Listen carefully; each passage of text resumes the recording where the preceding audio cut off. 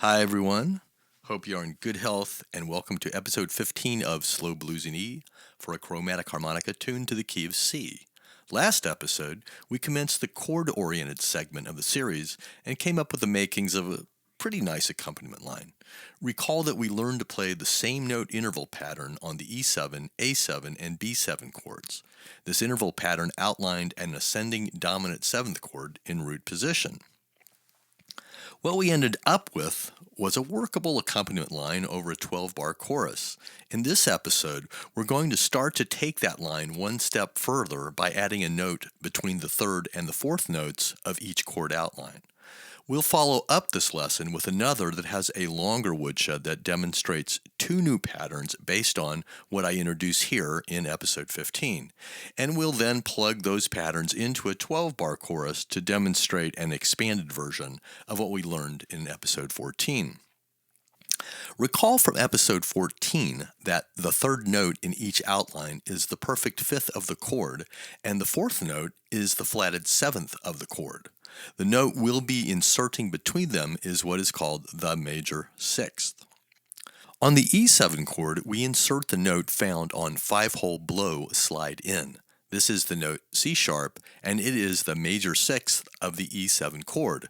Our new pattern goes like this. 2-hole blow slide out, E natural, the chord root of E7. 3-hole blow slide in, G sharp, the major third of E7.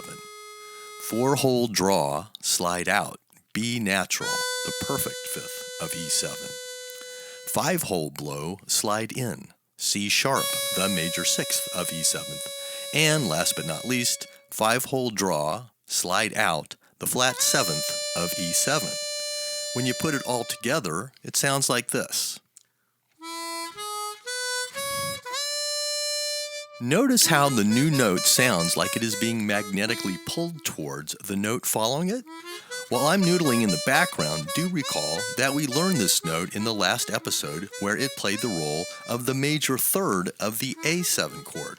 The same note with a different chord underneath it will sound different. Now let's insert a new note into the A7 chord. This will be 6-hole draw, slide in. This is the note F sharp, which is the major sixth of the A7 chord. Our new pattern on the A7 chord goes like this. 3-hole draw, slide out, A natural, the root of the A7 chord. 5-hole blow, slide in, C sharp, the major third of the A7 chord. 6-hole blow, slide out, E natural, the perfect fifth of the A7 chord. 6-hole draw, slide in, F sharp, the major sixth of the A7 chord. And last but not least, 7-hole blow, slide out, G natural, the flatted seventh of the A7 chord. When you put it all together, it sounds like this. In the last episode, we played this new note, 6-hole draw, slide in the role of perfect fifth of the B7th chord. Moving on, let's insert the major sixth in the B7th chord. The new pattern over the B7th chord goes like this. 4-hole draw, slide out, B natural, root of the B7th chord. 5-hole draw, slide in, D sharp, major third of the B7th chord. 6-hole draw, slide in, F sharp, perfect fifth of the B7th chord. 7-hole blow, slide in, G sharp, major sixth of the B7th chord. And last but not least, 7-hole draw, slide out, A natural, flatted seventh of the B7th chord. When you put it all together, it sounds like this. In the last episode, we introduced 3-hole blow, slide in, G sharp as the major third of the E7 chord.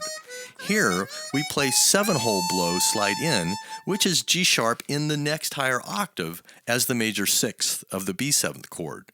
Recall from earlier episodes that a standard tune chromatic repeats the same note layout in holes 1 through 4, 5 through 8, and 9 through 12, with one exception in the top octave, which we may discuss later on. Do the math, and you can calculate that 3-hole blow, slide in, plus 4 equals 7-hole blow, slide in. Okay, that's all for episode 15. I recommend playing these chord outlines with the E7, A7, and B7 chordal vamps in the playlist just to get comfortable with them. Next episode, we'll learn two great phrases based on these chord outlines.